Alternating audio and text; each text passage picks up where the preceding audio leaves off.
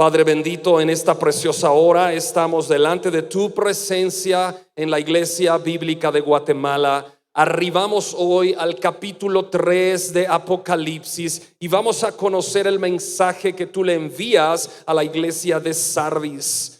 Hoy, Señor, abre nuestro entendimiento para escuchar tu palabra, para hacer los cambios que tenemos que hacer y para que tu Espíritu Santo trabaje en nuestros corazones mientras escuchamos esta palabra, que sea de edificación para nuestras vidas y que tú nos redargullas en los cambios que necesitamos hacer como iglesia. En el nombre de Jesucristo, amén y amén. La iglesia se está muriendo. En la actualidad miramos por todos lados y aparentemente hay personas muy apasionadas por Cristo. Asisten a conciertos de música, realizan obras de beneficencia, se visten con camisetas que tienen algún texto bíblico, cantan, se ríen, se mueven por todos lados y cualquiera que los mira pensaría que de verdad son cristianos. Pero cuando se conoce a profundidad la mayoría de estos movimientos de personas, nos damos cuenta que tienen una gran carencia de conocimiento de las Escrituras y nos preguntamos, ¿será que de verdad son cristianos o solo están jugando al evangelio? Esta generación es una de las generaciones con más conocimiento en todas las áreas que puedan existir. Es una generación que casi sabe hacer de todo porque consigue la información con un solo clic a través de estos aparatos. Esta generación es una generación multitasking porque sabe hacer diversas tareas al mismo tiempo. Sin problema alguno, miran televisión, navegan por internet, hablan por teléfono con una persona mientras chatean con la otra, estudian en línea, son expertos en mil cosas, pero lamentablemente esta generación es la más analfabeta de las Escrituras. El analfabetismo bíblico es un grave problema que está proliferando en todo el mundo. El investigador norteamericano Ed Stetzer ha dicho lo siguiente, y leo: durante los últimos 25 años, estudio tras estudio ha demostrado que los cristianos han dejado de leer sus Biblias, no indagan en sus Biblias, no conocen sus Biblias. La verdad es obvia, vivimos en una cultura bíblicamente analfabeta. Fin de la cita. Muchas personas que asisten a iglesias gritan de euforia cuando el predicador dice alguna frase motivacional y como no conocen la Biblia, se levantan de sus asientos y gritan y saltan y se escucha por todos lados un griterío, pero no se han dado cuenta que quizá están asistiendo a una iglesia muerta. Así estaba la iglesia de Sardis. Hoy continuamos con el estudio del libro de Apocalipsis y nos corresponde estudiar el mensaje que nuestro Señor Jesucristo envía a Sardis. Apocalipsis 3, 1 al 6. En el momento en que Jesucristo le dijo estas palabras a Juan para que escribiera esta carta para Sardis, la antigua ciudad de Sardis había vivido sus mejores días y había comenzado a decaer. Sin embargo, era todavía una ciudad muy rica. Estaba situada en el cruce de varias carreteras, muy importantes rutas comerciales del mundo antiguo. Sardis hacía converger a Europa con Asia, esos dos continentes. Principalmente Sardis era una ciudad muy próspera con gran comercio en el área textil. Era famosa por su enorme templo dedicado a la diosa Cibeles o Artemisa, como le decían los griegos. Fue una de las ciudades principales de toda Grecia y estaba llena de grandes y preciosos edificios. Es interesante notar que la primera moneda conocida en el mundo con las características que hoy conocemos las monedas se fabricó en la ciudad de Sardis. en los días de Creso. Esa moneda se llamaba estátero o estatero y era un objeto circular terminado de forma tosca, pero es el comienzo de lo que hoy conocemos como las monedas circulares. Sardis se encontraba arriba de una montaña, esa ciudad, la cual convertía a la ciudad en una ciudad muy segura, porque nadie se podía acercar a Sardis sin ser visto. La ciudad estaba arriba, por lo tanto sus enemigos, cuando querían destruirla o sitiarla, los de la ciudad observaban y Sardis era muy segura. Aunque Sardis había sido una ciudad bastante próspera y lujosa, en el tiempo que Juan escribe esta carta, inspirado por el Espíritu Santo, dictada por Jesucristo, la ciudad empezó a decaer. Ya no había tanta prosperidad. Toda esa condición de orgullo de sus habitantes se había infiltrado en la iglesia de Sardis. Como Sardis era una ciudad rica y próspera, la gente que llegaba a la iglesia también se creían pavo real. Se creían ricos y prósperos, y muchos lo eran en la parte económica. Jesucristo envía el siguiente mensaje. Vamos a leer Apocalipsis 3:1 al 6. Escribe al ángel de la iglesia en Sardis, el que tiene los 7 espíritus de Dios y las 7 estrellas, dice esto: yo conozco tus obras, que tienes nombre de que vives, pero estás muerto. Sé vigilante y afirma las otras cosas que están para morir, porque no he hallado tus obras perfectas delante de Dios. Acuérdate pues de lo que has recibido y oído, y guárdalo y arrepiéntete, pues si no velas, vendré sobre ti como ladrón y no sabrás a qué hora vendré sobre ti. Pero tienes unas pocas personas en Sardis que no han manchado sus vestiduras y andarán conmigo en vestiduras blancas, porque son dignas. El que venciere será vestido de vestiduras blancas, y no borraré su nombre del libro de la vida, y confesaré su nombre delante de mi Padre y delante de los ángeles. El que tiene oído, oiga lo que el Espíritu dice a las iglesias. Estudiemos. Versículo 1. Tienes nombre que vives, pero estás muerto. Este es un mensaje muy duro que el Señor Jesucristo le envía a Sardis. Le dice que tiene nombre, que está viva la iglesia, pero realmente es una iglesia muerta. Es un llamado de atención para nosotros hoy también en la Iglesia Bíblica de Guatemala y en la Iglesia Universal de Jesucristo, porque quizá pensamos que estamos vivos como iglesia, pero pudiéramos estar muertos.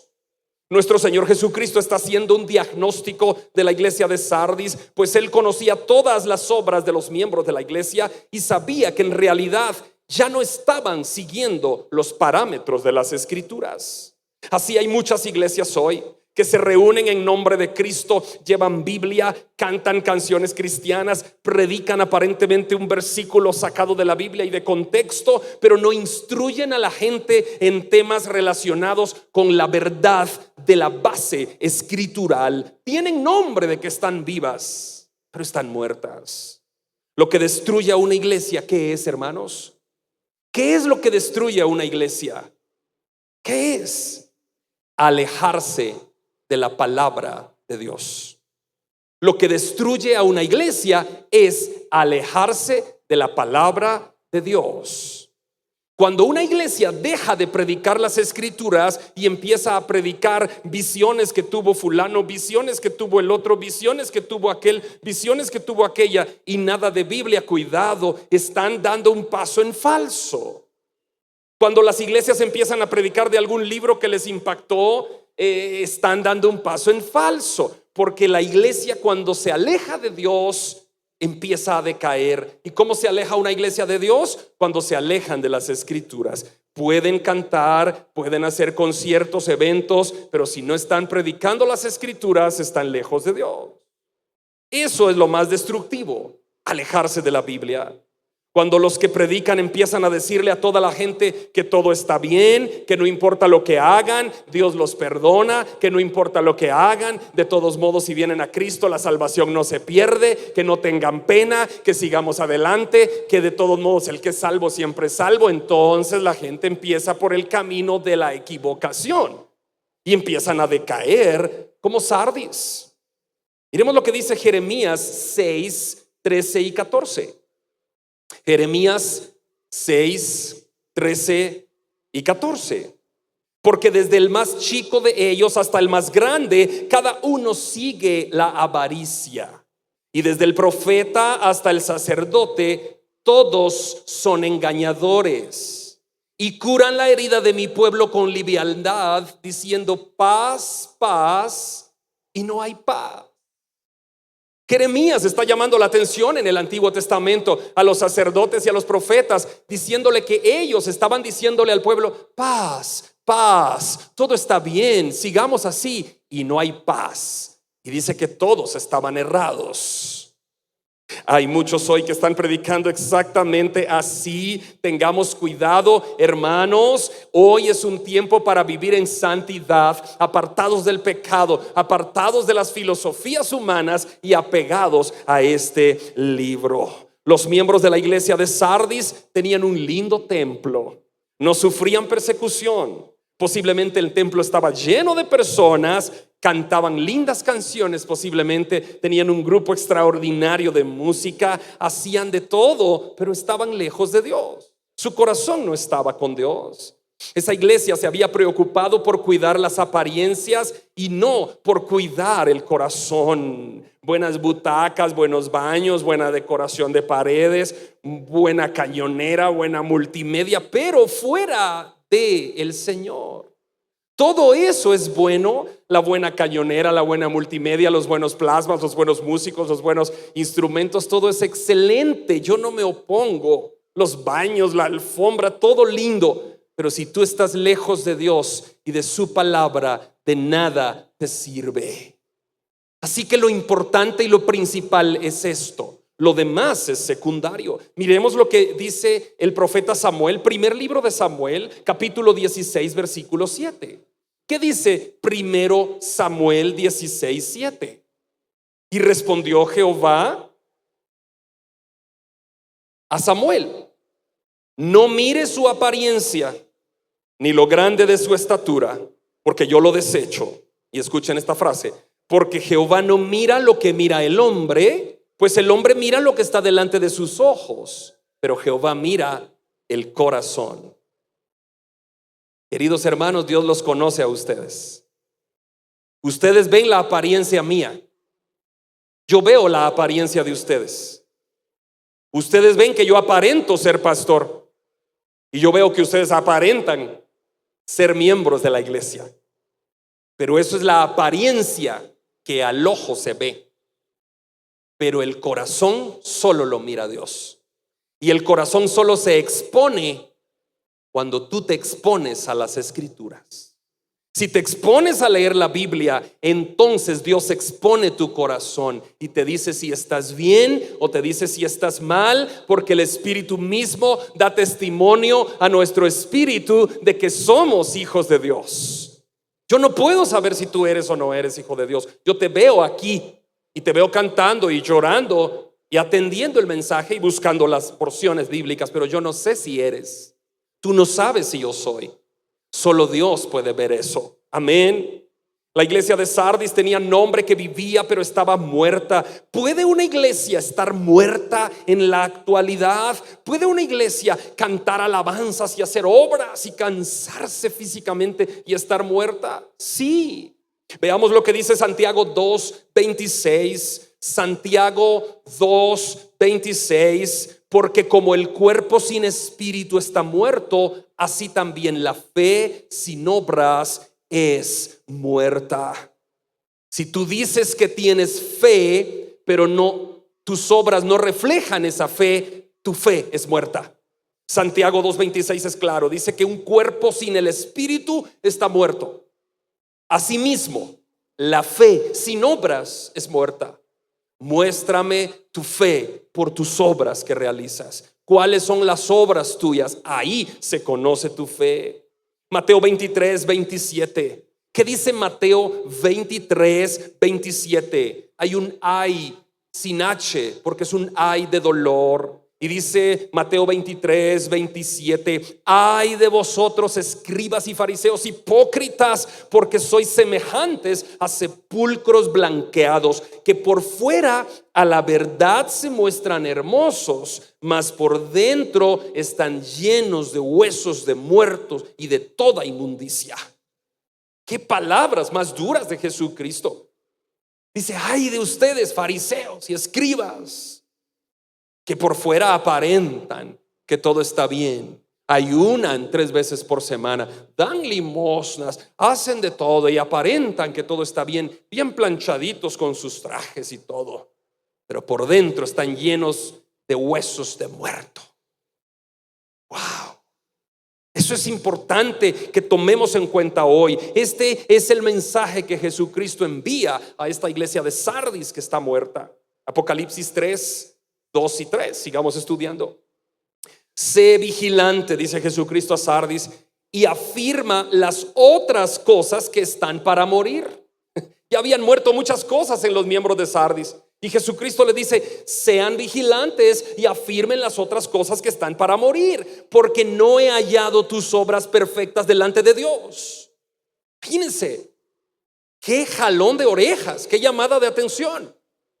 Jesucristo le dice a Sardis: vigilen, no dejen morir lo último que les queda, porque sus obras no son perfectas. Versículo 3: acuérdate pues de lo que has recibido y oído, y guárdalo, y que arrepiéntete, porque si no velas, vendré sobre ti como ladrón, y no sabrás a qué hora vendré sobre ti. Cuando una persona tiene problemas graves en su salud y le cuesta respirar, tiene que ser llevada al hospital, y en el hospital le colocan un oxígeno, y este oxígeno ayuda a esa persona a sobrevivir, a conservar la vida de manera artificial. Asimismo, yo estoy viendo la iglesia de Sardis como que Jesucristo les estaba conservando aún la vida de manera artificial, y les dice: arrepiéntanse, no dejen morir eso que todavía les queda, ese último hálito de vida cristiana, no lo dejen morir. Eso te dice hoy Cristo a ti. Quizás has estado lejos de Él, viniendo a la iglesia, oyendo a la iglesia, pero quizá estás a punto de morir, y hoy Dios te dice: arrepiéntete. Deja eso, deja el pecado y ven a Cristo. Nuestro Señor Jesucristo está viendo en Sardis a una iglesia moribunda, a una iglesia que ha perdido vida en sí mismo, y eso nos demuestra el plan de acción para esta iglesia, y ese plan también lo podemos aplicar nosotros. ¿Cuál es el plan de acción? Versículo 3: sé vigilante y afirma las otras cosas que están para morir.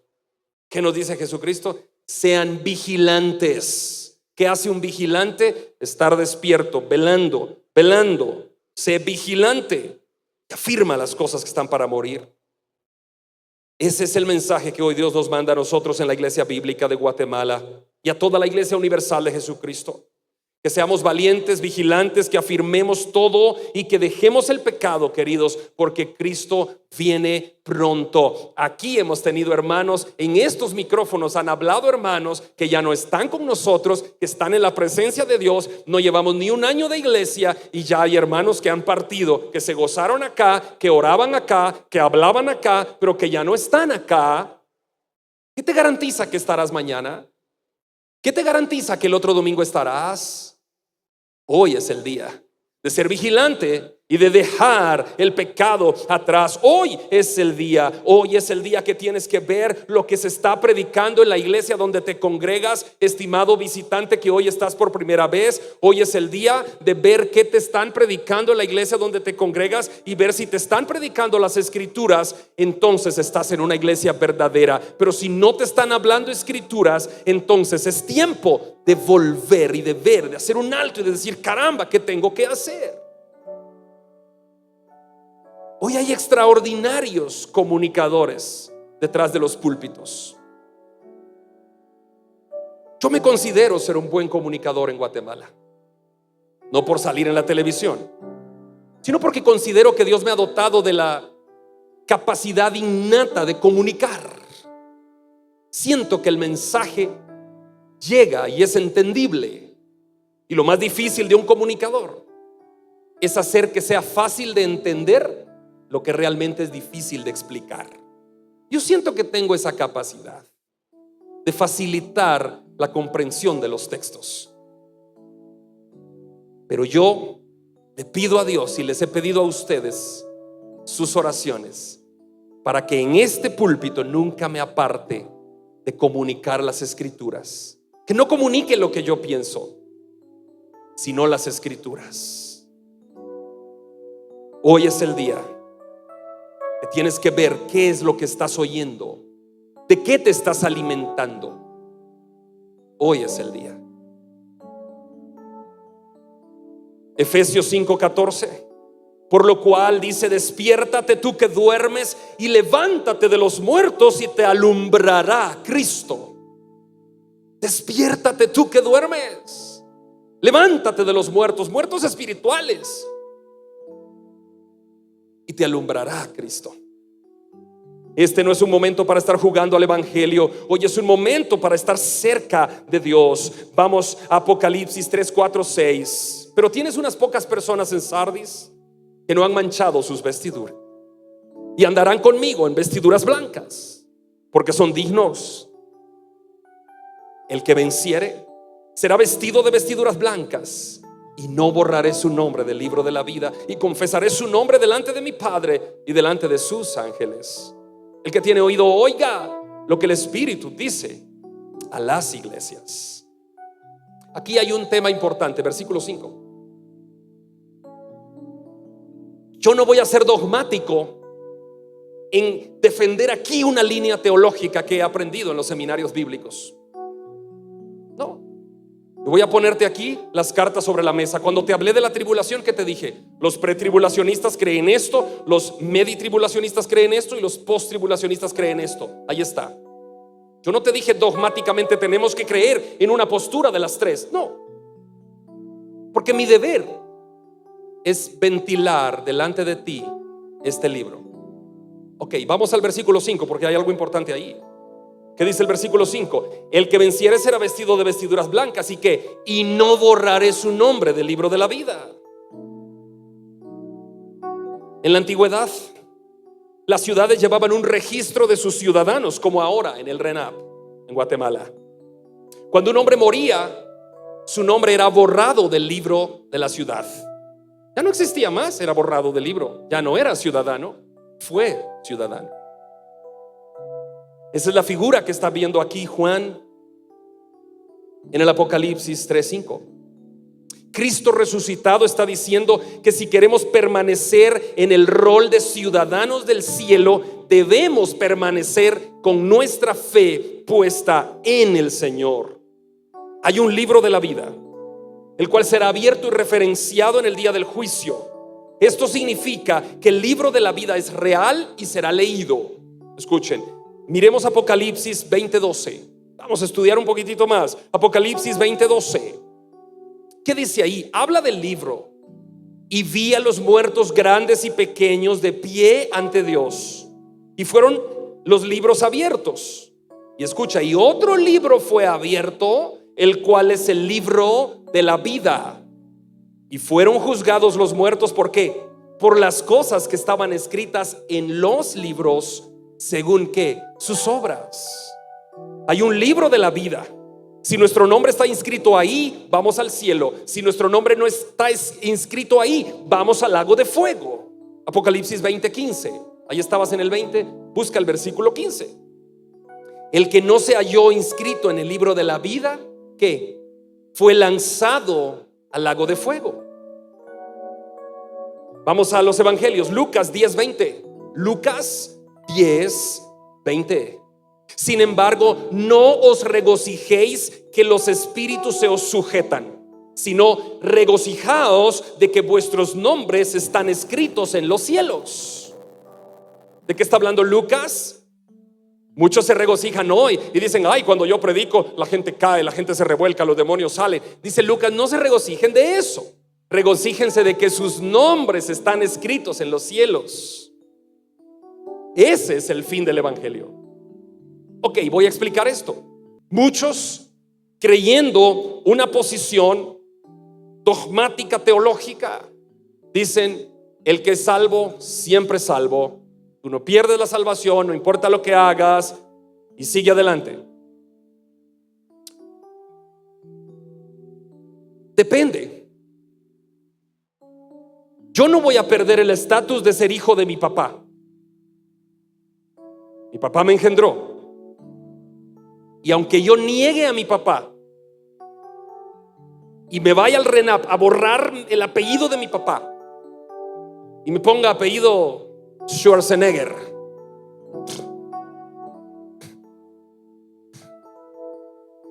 es por el parecido, ¿no?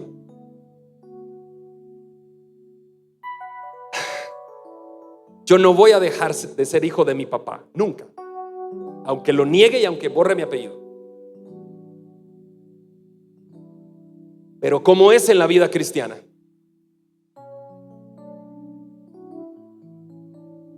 Exactamente igual. Lo que pasa es lo siguiente: yo creo que la salvación no se pierde. Lo que creo es que muchos no la han ganado, no la han obtenido. El que de veras la tiene, la tiene. Otros pueden estar 20 años en la iglesia, ser líderes, pastores, y al final irse al mundo. Y uno dice, ¿perdió la salvación? No, es que nunca la tuvo. Aparentó que era cristiano, pero nunca fue. Esa puede ser una posición. Pero la Biblia, veamos qué dice. Éxodo 32:32. Muy fácil. Éxodo, segundo libro de la Biblia, 32:32. ¿Qué dice ahí? Te ruego, Moisés está orando. Moisés está orando por el pueblo. Escuche lo que dice. Te ruego que perdones ahora su pecado, y si no, bórrame ahora de tu libro que has escrito. ¿Qué está diciendo Moisés? Que existe la posibilidad de que Dios pueda borrar del libro a las personas.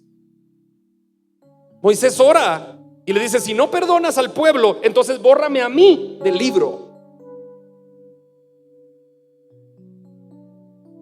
Siguiente versículo, responde Dios, Éxodo 32:33, que dice, al que pecare contra mí, ¿qué? Lo borraré de mi libro. ¿Puede borrar? Sí. Al que pecare contra mí, lo borraré de mi libro. Apocalipsis 22:19. Al final de la Biblia, Apocalipsis 22, versículo 19. Y si alguno quitare de las palabras del libro esta profecía, Dios que quitará su parte del libro de la vida de la santa ciudad y de las cosas que están escritas en ese libro. ¿Puede Dios quitar a alguien del libro? Sí, si estamos viendo que sí. Entonces regresemos al versículo 5 de nuestro tema de Apocalipsis 3. Que dice el versículo 5 de Apocalipsis 3.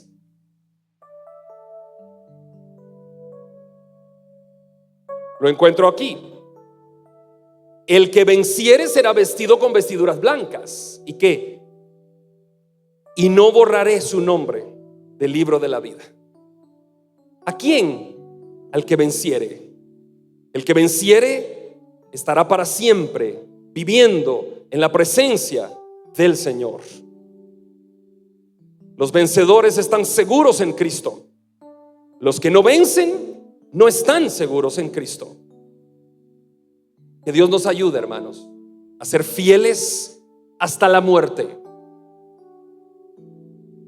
Si tú has recibido la salvación de Dios, estoy seguro que no la pierdes. Pero si pecas deliberadamente y constantemente, estoy seguro que no has recibido la salvación de Dios. No que la pierdas, no la has recibido.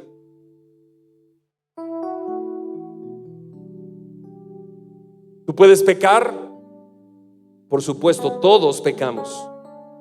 de pensamiento, de conducta, de palabra, de hecho, pero pecamos accidentalmente. Pero el que peca deliberadamente sabiendo que eso está mal y lo sigue haciendo, ese no es salvo.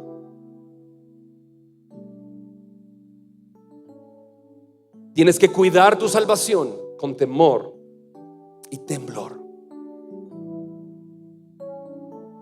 ¿Habrá alguien acá que quiere aceptar a Jesucristo?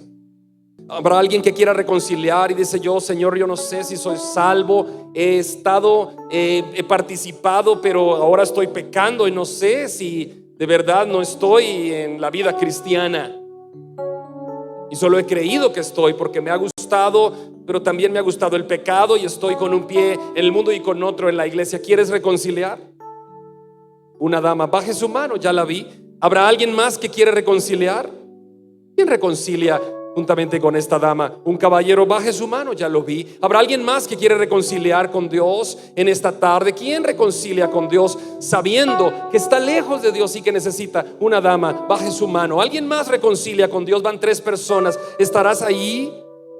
Señor Jesús, esta tarde reconozco que soy pecador, pero también reconozco que tú moriste en la cruz, fuiste a la tumba y resucitaste, vives para siempre.